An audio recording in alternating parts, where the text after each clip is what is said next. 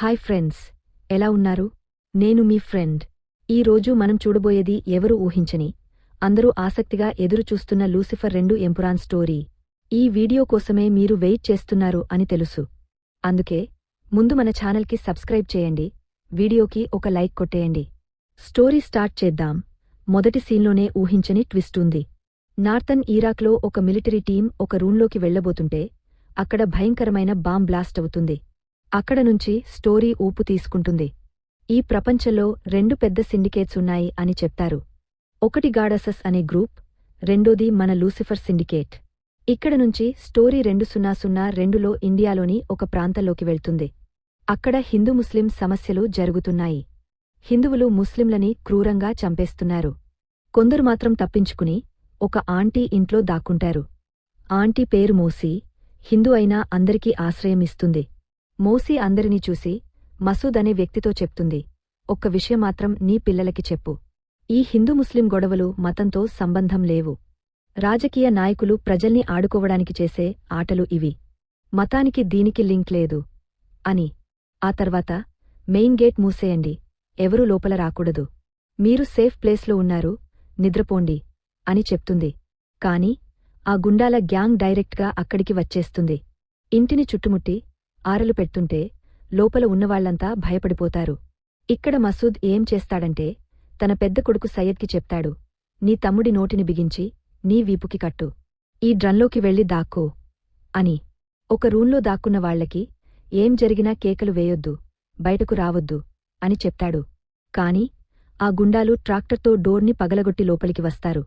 అక్కడ ఉన్నవాళ్లందరినీ కిరాతకంగా చంపేస్తారు.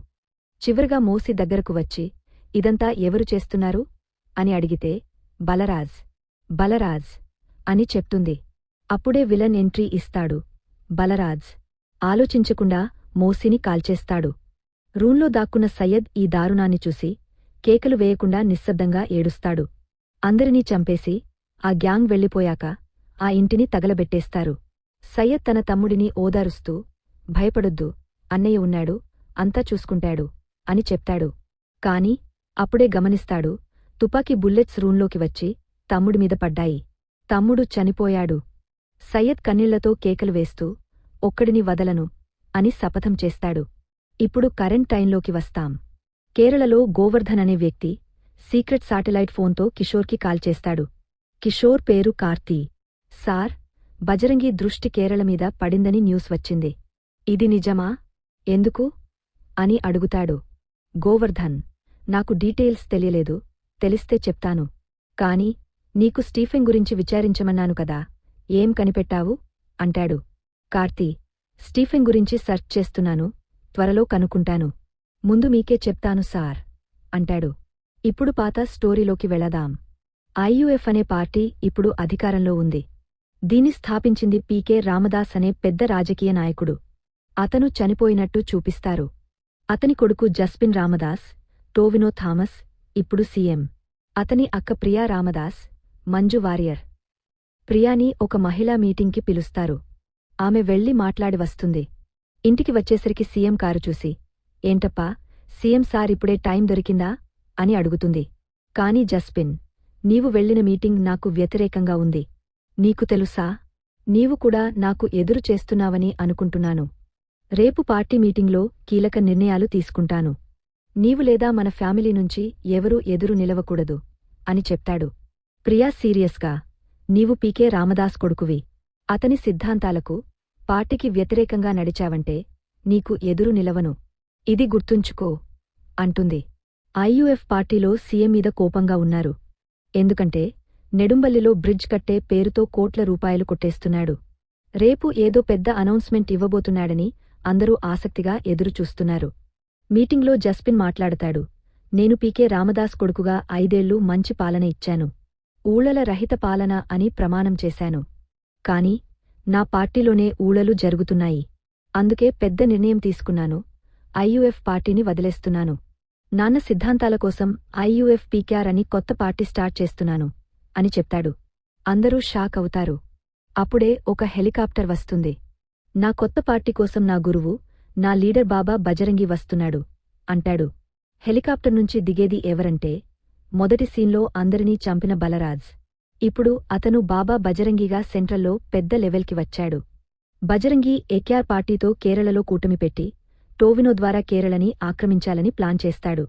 ఇక్కడ నుంచి స్టోరీ లండన్కి వెళ్తుంది. అక్కడ ప్రెసిడెంటో సహా అందరూ మీటింగ్ పెట్టి సైనాంగ్ ఏరియా నుంచి డ్రగ్స్, వెపన్స్తో ట్రక్స్ బయల్దేరాయి అని చెప్తారు.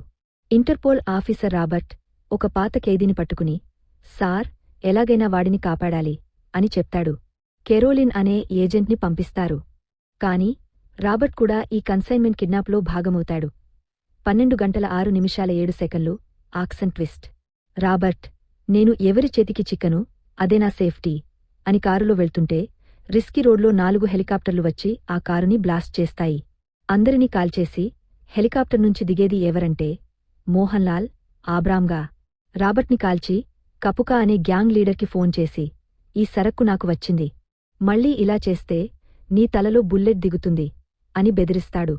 లండన్ ఇంటర్పోల్ ఆఫీసర్ చనిపోవడంతో సిఏ కే గ్రూప్ అంతా ఆబ్రామ్ని చంపాలని నిర్ణయిస్తాయి. కెరోలిన్ బాధ్యత తీసుకుంటుంది.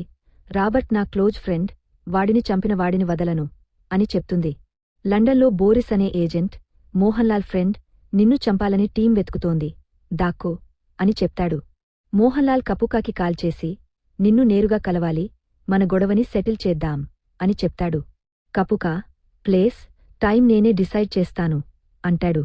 గోవర్ధన్ కిషోర్ని కలిసి ఒక పెన్డ్రైవ్ ఇస్తాడు. ఇందులో వరల్డ్ సీక్రెట్ ఇమేజెస్ ఉన్నాయి. ఒకసారి చూస్తే ఆటో డిలీట్ అవుతాయి అని చెప్తాడు. గోవర్ధన్ చూస్తే కే గ్రూప్, కపుకా ఇమేజెస్ ఉంటాయి. కానీ కే గ్రూప్ హెడ్ ఎవరో తెలియదు. ఒక ఇమేజ్లో రింగ్ కనిపిస్తుంది. ఈ రింగ్ ఎక్కడో చూశాను అని గోవర్ధన్ పాత ఫోటోలు చెక్ చేస్తే మోహన్లాల్గా ఉన్నప్పటి ఫోటోలో అదే రింగ్ కనిపిస్తుంది. గోవర్ధన్ స్టీఫెన్ని కలవాలని ఒక వ్యక్తిని కలుస్తాడు. స్టీఫెన్ని కలిస్తేనే కేరళని కాపాడగలం అని చెప్తాడు. అతను మీటింగ్ అరేంజ్ చేస్తాడు. కాని స్టీఫెన్ ఆళ్లు గోవర్ధన్కి ఇంజెక్షన్ ఇచ్చి 3 రోజులు మత్తులో పెట్టి కారు, షిప్, ఫ్లైట్లో తీసుకెళ్లి స్టీఫెన్ దగ్గరకు చేరుస్తారు. స్టీఫెన్, నన్ను ఎందుకు కలవాలనుకున్నావో తెలుసు. కాని నీకు తెలియకుండా నిన్ను చాలామంది ఉపయోగస్తున్నారు అని చెప్తాడు. ఇంతలో సీఎం కార్తీతో స్టీఫెన్ గురించి ఎంతకాలంగా అడుగుతున్నాను, ఇంకా క్లూ లేదా, నీవు చేయలేక గోవర్ధన్కి ఇచ్చావా అని అడుగుతాడు. కార్తీ, సార్, గోవర్ధన్లాంటి వాళ్లే రీచ్ చేయగలరు, త్వరలో స్టీఫెన్ గురించి చెప్తాను అంటాడు. సీఎం, అతనుగా ఉన్నాడు, ఇప్పుడు మాయమయ్యాడు. అతని బ్యాక్గ్రౌండ్లో ఏదో ఉంది, కనుక్కో అని చెప్తాడు. లండన్లో రాబర్ట్ డెడ్బాడీతో పెన్డ్రైవ్ దొరుకుతుంది. అందులో కపుకా, స్టీఫెన్ మీటింగ్ లొకేషన్ ఉంటుంది. కెరోలిన్ టీంతో అక్కడికి వెళ్తుంది. మోహన్లాల్ కారులో దిగుతాడు. కెమెరాల్లో అతని మొహం క్లియర్గా పడదు. కాని ఉద్దేశపూర్వకంగా కెమెరాలకు మొహం చూపిస్తాడు. కెరోలిన్, ఆబ్రామ్, నీ మొహం చూపించు అని అనుకుంటుంది. బోరిస్ షాక్ అవుతాడు. కపుకా, మోహన్లాల్ మధ్య డీల్ జరుగుతుంది. నీవు డైమండ్స్ తీసుకో, నేను డ్రగ్స్, వెపన్స్ తీసుకుంటాను అని మోహన్లాల్ చెప్తాడు. కపుకా టెన్షన్లో నా ఏరియాలో నాకు ఎదురు చెప్పావా అని గన్స్ లోడ్ చేయిస్తాడు. అప్పుడే గన్ఫైర్ సౌండ్స్ వినిపిస్తాయి. కెరోలిన్ లోపలికి వెళ్తుంది. అక్కడే మొదటి సీన్లో చూపిన బాంబ్ బ్లాస్ట్ జరుగుతుంది. న్యూస్లో ఏమేళే స్టీఫెన్ టెర్రరిస్ట్ దాడిలో చనిపోయాడు అని వస్తుంది. ప్రియా బాధపడుతుంటే టోవినో సంతోషపడతాడు. కెరోలిన్ హాస్పిటల్లో ఉంటుంది. బోరిస్ వచ్చి రాబర్ట్ కపుకా ఆడు, నీవు త్వరగా కోలుకో అని చెప్తాడు. నెడుంబల్లిలో బ్రిడ్జ్కి వ్యతిరేకంగా ప్రియాని మీటింగ్కి పిలుస్తారు. సీఎం, నీవు వెళ్లకూడదు అని ఆర్డర్ చేస్తాడు. ప్రియా, నీవు నీ పని చేసుకో, నేను నా పని చేస్తాను అని వెళ్తుంది. మీటింగ్లో ప్రియాని చంపేందుకు బాబా ఆళ్లు వస్తారు. స్టీఫెన్ విశ్వాసులు ఆమెను కాపాడతారు. కాని స్నైపర్స్ వాళ్లని కాల్చేస్తారు. మోహన్లాల్ టీం వచ్చి అందరినీ చంపి ప్రియాని కాపాడతాడు. ఫ్లాష్ బ్యాక్లో కపుకా గ్యాంగ్తో డీల్ జరుగుతుండగా మోహన్లాల్ టీం కన్స్లోడ్ చేయకుండా నిలబడతారు.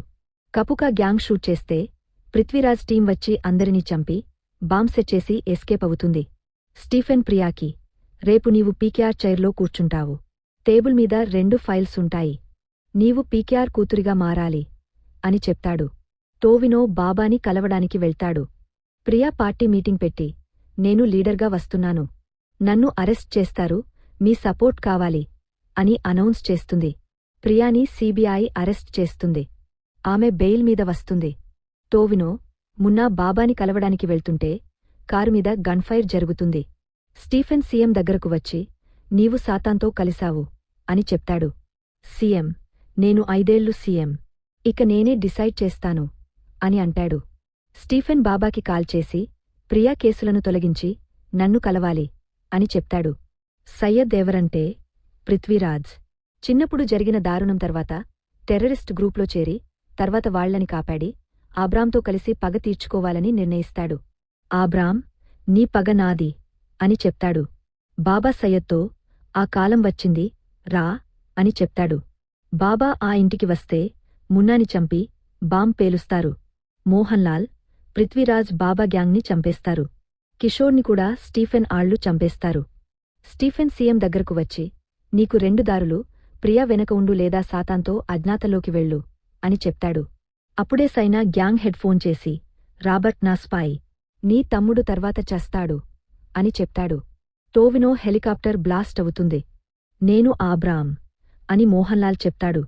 సైనా హెడ్, ఆబ్రాం ఎవరో తెలుసుకోవాలి అని ఆర్డర్ ఇస్తాడు. ఫ్లాష్ బ్యాక్లో ముంబైలో చిన్నపిల్లాడిగా ఒక గ్యాంగ్ని చంపి ఇంకెంతమంది ఉన్నారు రండి అని స్టోరీ లూసిఫర్ 3కి లింక్ అవుతుంది. ఫ్రెండ్స్, ఈ స్టోరీ ఎలా ఉందో కామెంట్స్లో చెప్పండి. వీడియో నచ్చితే సబ్స్క్రైబ్ చేసి లైక్ కొట్టండి. మళ్ళీ కొత్త వీడియోతో కలుద్దాం. Bye friends.